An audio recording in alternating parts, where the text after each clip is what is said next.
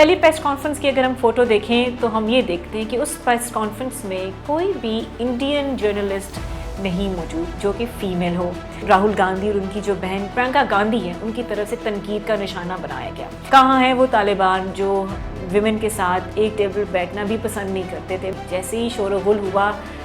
ایک مذمتی press conference کی گئی جس میں یہ کہا گیا کہ ٹیکنیکل ایشو تھا۔ السلام علیکم، یو آر واچنگ اپنا وطن، میں ہوں آپ کی ہوسٹ نجدہ ڈار۔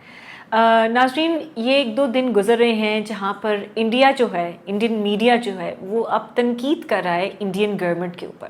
وہ تنقید کیوں کر رہا ہے؟ اب انڈیا کے جو ڈبل سٹینڈرڈز ہیں وہ کھل کے سامنے آ رہے ہیں،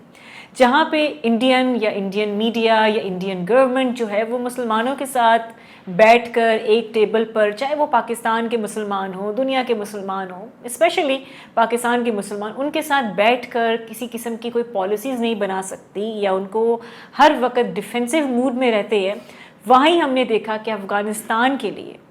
اور افغانستان کا بھی ڈبل سٹینڈرڈ ہم نے دیکھا کہ کیسے دہلی میں وزیر جو ان کے خارجہ ہیں افغانستان کے، امیر خان متقی، ان کی ایک بڑی پریس کانفرنس سامنے آئی۔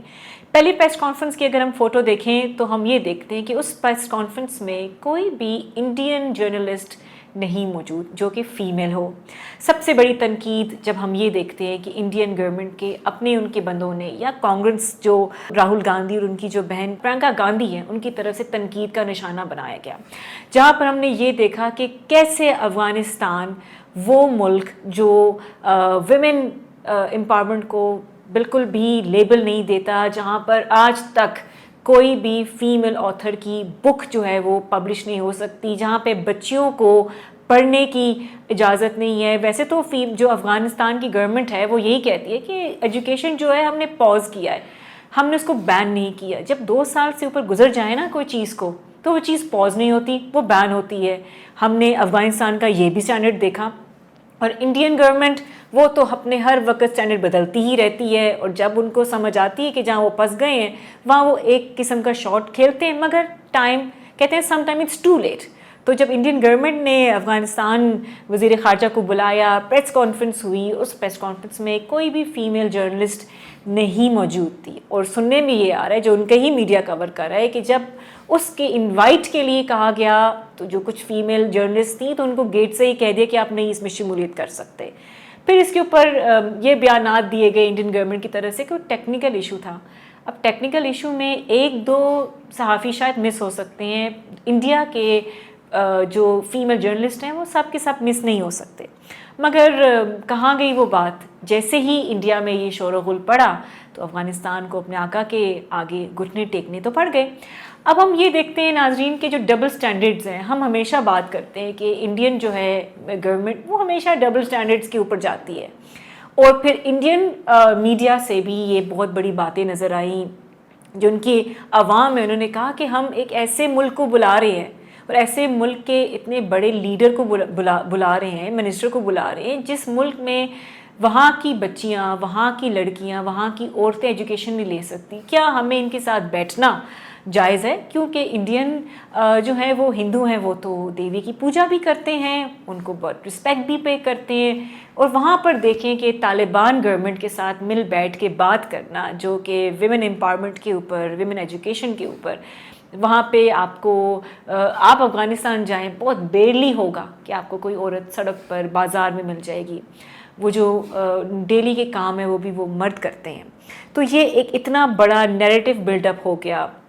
اور جیسے ہی انڈین حکومت کو پتہ چلا کہ اب it's getting out of hands, انہوں نے فٹافٹ سے ڈیول ڈپلومیسی جو کہ وہ ہمیشہ کرتے ہیں انہوں نے دوبارہ کر دی، اور پھر انہوں نے ایک ایسی بیٹھک بٹھائی،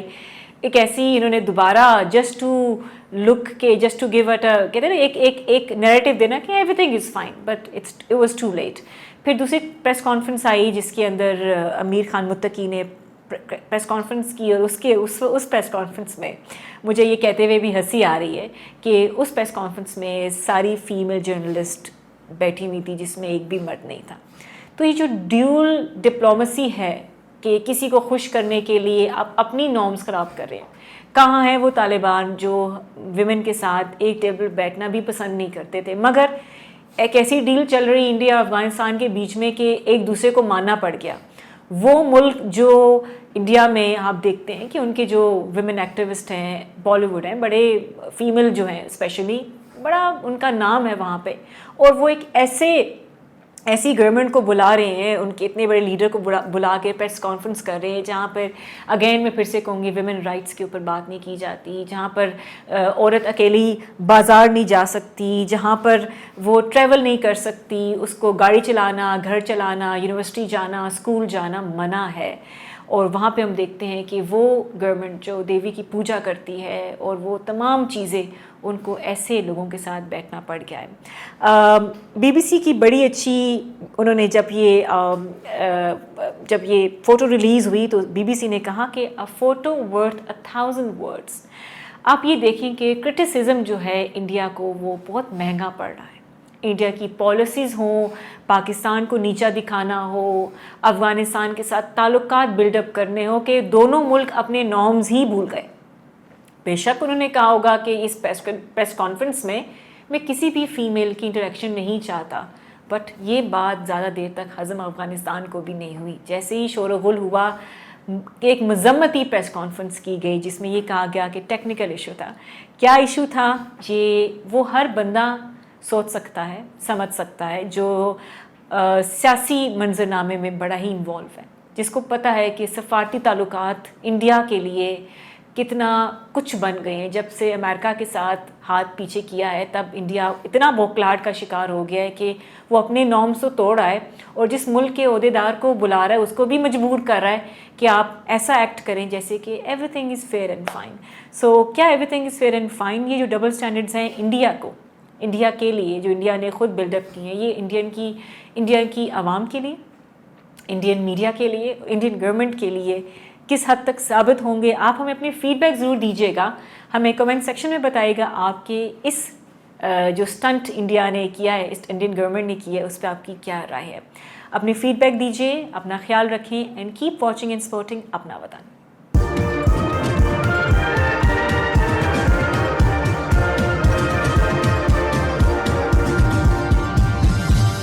You are watching Apna Watan.